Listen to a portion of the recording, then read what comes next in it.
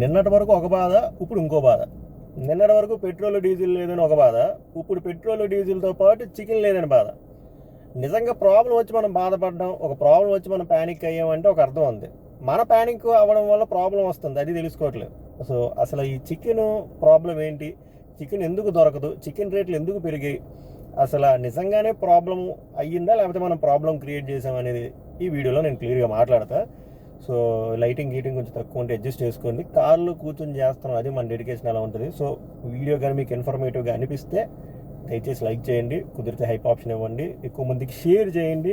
మన ప్యానిక్ పిల్లలు, షుగర్ పిల్లలకి షేర్ చేయండి, సో దట్ వాళ్ళకి అర్థమవుద్ది అసలైన రూట్ కాజ్ ఏంటో అనేది. కాంటెంట్ వస్తే సబ్స్క్రైబ్ చేయండి. Let's dive into the video. So chicken దొరకట్లేదు, April 1 నుంచి ఇంక చికెన్ షాప్ క్లోజ్. ఇప్పుడు చికెన్ 350 ఉంది, 360 ఉంది. అసలు ఏంటి పరిస్థితి? అసలు పెట్రోల్ బంకుల దగ్గర లైన్లు ఇప్పటి వరకు చూసాం, ఇంకా ఇప్పటికీ కంటిన్యూ అవుతుంది. ఆల్రెడీ ఇంతకుముందు వీడియోలో కూడా చెప్పా, ఇప్పుడు చికెన్ షాపుల దగ్గర కూడా లైన్లు.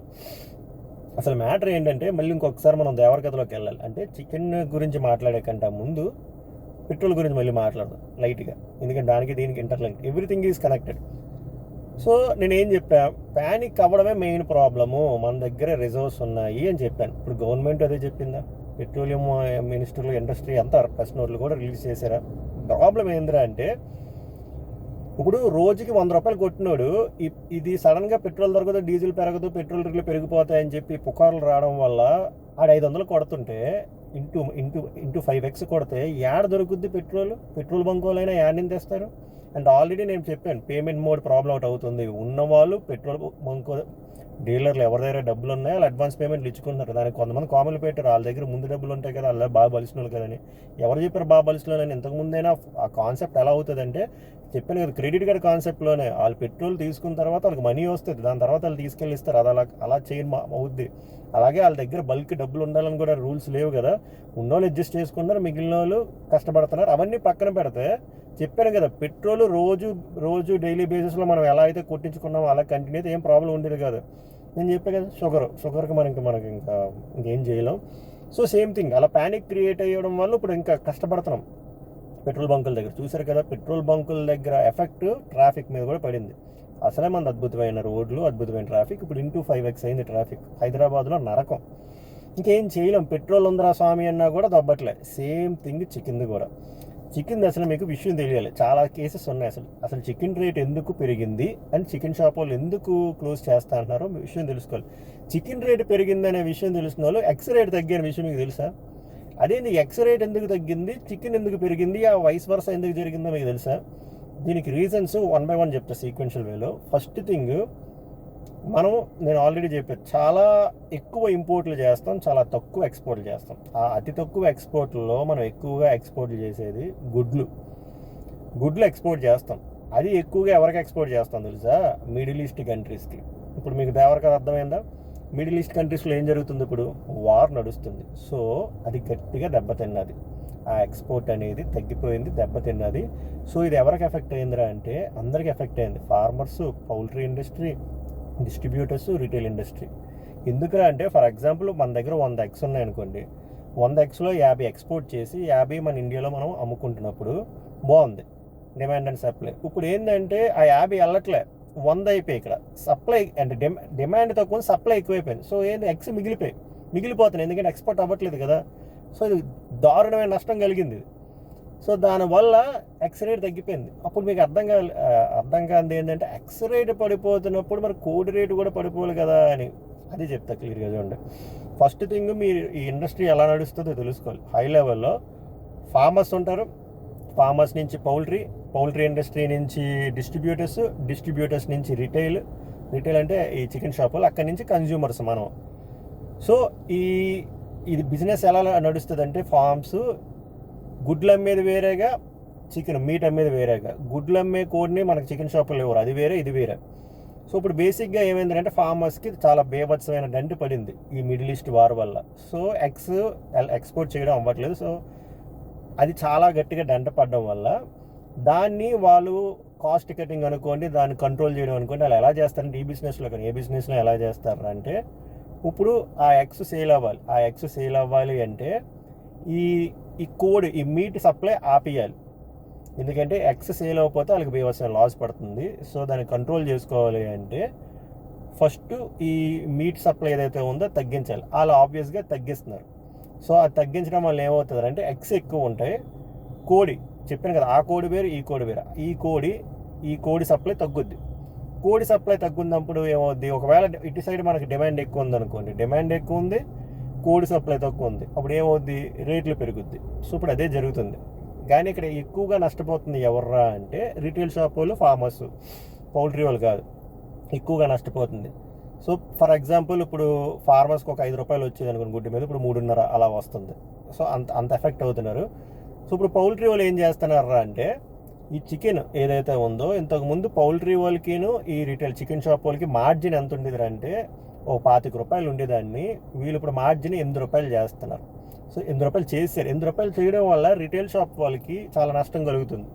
ఎందుకంటే వాళ్ళకి కూడా చాలా మెయింటెనెన్స్ ఉంటుంది, వాళ్ళని ఫీడ్ చేయాలి, వాటర్ సప్లై చేయాలి, రెంట్లు కట్టుకోవాలి. సో వాళ్ళకి సరిపోవట్లేదు. ఎగ్స్ది ఎక్సెసివ్గా ఉంది, ఎగ్స్ రేట్ తగ్గిపోయి, కానీ చికెన్ ఇప్పుడు తగ్గించేస్తున్నారు. ఫార్మర్స్ దగ్గర నుంచి చికెన్ సప్లై తగ్గించేస్తున్నారు, హ్యాచింగే తగ్గించేస్తున్నారు. సో కోడి రాదు. సో కోడి ఒక పక్క రావట్లేదు, ఒక పక్క వీళ్ళు రేట్లు మార్జిన్ తగ్గించేస్తున్నారు. సో దీనివల్ల ఏమవుతుందంటే వీళ్ళు నష్టపోతున్నారు. సో వీళ్ళు క్లోజ్ చేస్తారు, టెంపరీగా స్ట్రైక్ పెడుతున్నారు, పర్మనెంట్గా కాదు. ఎందుకంటే ఆ మార్జిన్ పెంచండి, దీనివల్ల మాకు చాలా నష్టం కలుగుతుంది అని చెప్పి. ఇది యాక్చువల్ రీజన్. వార్ ఎఫెక్ట్ వల్ల ఎక్స్పోర్ట్లు దెబ్బతిన్నాయి. గుడ్లు, మీట్ కాదు ఎక్స్పోర్ట్లు, గుడ్డుది, నాట్ హ్యాన్. దానివల్ల అది కంట్రోల్ చేయడం కోసమని వీళ్ళు హ్యాచింగ్ తగ్గించేస్తున్నారు. సో మీట్ సప్లై తగ్గుతుంది, దాంతోపాటు ఈ మెయింటెనెన్స్ కూడా ఎక్కువ అవుతుంది. ఈ మీట్ సప్లై తగ్గుతుంది, ఈ ఎగ్స్ రేటు పెరుగుతుంది, ఈ ఎగ్స్ సప్లై ఎక్కువైపోయింది, డిమాండ్ తక్కువ ఉంది, సప్లై ఎక్కువైపోయింది. దీన్ని కొంచెం ఏమంటారు, కాంపెన్సేట్ చేయడం కోసం పౌల్ట్రీ వాళ్ళు మార్జిన్లు తగ్గించేశారు. ఆ మార్జిన్లు తగ్గించడం వల్ల వీళ్ళకి ఇంకా నష్టపోతున్నారు రిటైల్స్ వాళ్ళు. సో దానివల్ల వీళ్ళు స్ట్రైక్ అని April 1 నుంచి అనుకుంటున్నారు.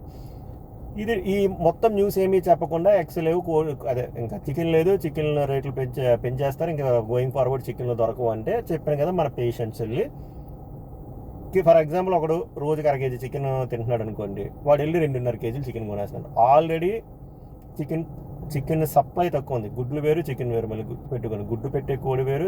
బ్రాయిలర్ చికెన్ అంటే గుడ్డు పెట్టే కోడి కాదు, దానికి వేరే కోడి ఉంటుంది, దీనికి వేరే కోడి ఉంటుంది మీట్కి. సో ఇది ఆల్రెడీ తక్కువ సప్లై వస్తుంది from farmers to poultry to retail. And వీళ్ళేమో మార్జిన్ తగ్గించారు, ఎవరు, పౌల్ట్రీ వాళ్ళు. సో రిటైల్ వాళ్ళు ఆల్రెడీ ఇది ఇంకో బొక్క. సరే కొంత స్టాక్ ఉందరా అంటే మన వాళ్ళు రోజుకి ఎంత కొనాల్సిన వాళ్ళు multiply 4 into 5x 6x కొనేస్తున్నారు. So ఆబ్వియస్గా ఏమవుతుంది, తగ్గిపోద్ది. ఇప్పుడు ఆ పెట్రోల్ ఎలా అయితే అయిందో ఇప్పుడు కోడి కూడా అందుకే దొరకట్లేదు. సో అది మనం ఇప్పుడు ప్రాబ్లం, మనకి అసలు దేనికి పోరాడతాం కూడా తెలియకుండా ప్రతి చిన్న విషయాన్ని సోషల్ మీడియాలో విని అదే నిజం అనుకొని ప్యానిక్ అయిపోయి అవసరానికి మించింది కొనుక్కెళ్ళిపోతే మన రిసోర్సెస్ ఏవి ఉండవు. ఏదైనా, అది మీట్ అయినా, ఎగ్స్ అయినా, పెట్రోల్ అయినా, వాటర్ అయినా. సో దయచేసి ఏదైనా మనం ప్యానిక్ అవుతుందంటే మనకు రీజన్ అయినా ఉండాలి, ఎందుకు ప్యానిక్ అవుతున్నాం. సో రీజన్ తెలుసుకోండి. సో మీరేం కంగారు పడదు, కోడి ఎక్కడికి వెళ్ళిపోదు, కోడిలానే ఉంటుంది. వన్స్ దీనికి సొల్యూషన్ ఏంటంటే వార్ ఎండ్ అవ్వాలి. వార్ ఎండ్ అయితే ఎక్స్పోర్ట్స్ రెజ్యూమ్ అవుతాయి, మళ్ళీ రైతులకి కొంచెం రిలీఫ్ వస్తుంది, యాజ్ ఈజ్గా ఉంటుంది. ఒకవేళ వార్ది ఇంకా టైం పట్టింది అనుకోండి, వీళ్ళకి ఒక పౌల్ట్రీ వాళ్ళకి ఒక అసోసియేషన్ ఉంటుంది, రిటైల్స్ వాళ్ళకి ఒక అసోసియేషన్ ఉంటుంది. వాళ్ళందరూ కూర్చొని ఈ మార్జిన్ 8 రూపాయలు అట్లీస్ట్ 12-13 చేయండి, మాకు కొంచెమైనా బతుకుతాం అన్నారు అనుకోండి, అది కరెక్ట్గా నడిచింది అనుకోండి, అప్పుడు కూడా రేట్లు తగ్గుద్ది చికెన్ది. ఇంకోటి వచ్చేసి అది కూడా అవ్వకపోతే స్టేట్ గవర్నమెంట్ అయినా ఇన్వాల్వ్మెంట్ అవుతుంది. పోనీ అట్లీస్ట్ ఈ మార్జిన్ అని తగ్గించండి, 300 చికెన్ 260 చేయండి అని చెప్పి అందాక టెంపరీ బేస్లో అంటిల్ వార్ అయ్యే వరకు. ఎందుకంటే ఎక్స్పోర్ట్లు దెబ్బతినడం వల్ల ఎప్పుడు వైస్ వర్సాలో పనిచేస్తుంది అన్నమాట. గుడ్లు ఎక్కువ మిగిలిపోయాయని చెప్పి చికెన్ కూడా మిగిలిపోదు కదా. గుడ్డు పెట్టే కోడి వేరు, మనం తింటున్న చికెన్ వేరు, ఆ మీట్ బ్రాయిలర్ చికెన్ వేరు, ఈ గుడ్లు హ్యాచ్ చేసే కోడి వేరు. సో దాన్ని కంట్రోల్ చేయడం కోసం ఈ మీట్ హ్యాచ్ చేసే చికెన్ ఉంటుంది చూసారా, దాన్ని ఇలా ఆపేశారు. సో అందుకని చెప్పి సప్లై తగ్గిపోతుంది చికెన్ది, గుడ్లు కాదు. అండ్ ఈ మెయింటెనెన్స్ కాస్ట్ కూడా పెరిగిపోయింది, మార్జిన్లు తగ్గిపోయి. ఎండాకాలం కూడా మార్టాలిటీ రేట్ చాలా తక్కువ ఉంటాయి, కోడ్లువి చచ్చిపోతాయి. అండ్ ఈ మధ్యకి రీసెంట్గానే ఈ ఫెస్టివల్ సీజన్, రంజాన్ ఇవన్నీ వల్ల ఎక్కువ కన్జంప్షన్, మీకు తెలుసు ఎక్కువ కన్జంప్షన్ సౌత్ ఇండియాలోనే ఉంటుంది, ఇండియాలో చికెన్ కన్జంప్షన్. అండ్ ప్రొడక్షన్ కూడా సౌత్ ఇండియాలోనే ఎక్కువ ఈ పౌల్ట్రీ మార్కెట్ ఉంటుంది. ఇంకా ఎస్పెషల్లీ టాప్ 2 ఎవరు అంటే మన తెలుగు స్టేట్స్, అండ్ అంత పౌల్ట్రీ నడుస్తుంది. సో ఆబ్వియస్గా ఎఫెక్ట్ కూడా మన దగ్గర ఎక్కువ ఉంటుంది. అందుకని హైదరాబాద్లో ఎక్కువ ఉంది. హైదరాబాద్లో ఎందుకంటే ట్విన్ స్టేట్స్ ఆంధ్రప్రదేశ్ అండ్ తెలంగాణలో హైదరాబాద్లో చికెన్ కన్సంప్షన్ ఎక్కువ. ఆబ్వియస్గా షుగర్ పేషెంట్స్ కూడా ఎక్కువ ఉన్నారు కాబట్టి మీకు ఇందాక చెప్పాను కదా, సప్లై తగ్గిపోతుంది. సో మీరు ప్యానిక్ అయ్యి 5 కేజీలు 6 కేజీలు చికెన్లు కొనిది ఎంత అవసరమో అంత తినండి, ఓకేనా. కావాలని మీకు ప్రోటీన్ కావాలంటే ఎగ్స్ దొరుకుతున్నాయి కదా తక్కువ రేటుకి, ఎగ్స్ కొనుక్కోండి. సో అంతకుమించి లేదు. So this is what happen. So I hope నేను క్లియర్గా ఎక్స్ప్లెయిన్ చేశాను అనుకుంటున్నా. మీకు ఇంకేమైనా డౌట్లు ఉంటే కామెంట్ చేయండి. I'm apologise for this lighting. I hope next వీడియోలో బెటర్ లైట్లో చేస్తా. Thank you so much. ధన్యవాదాలు.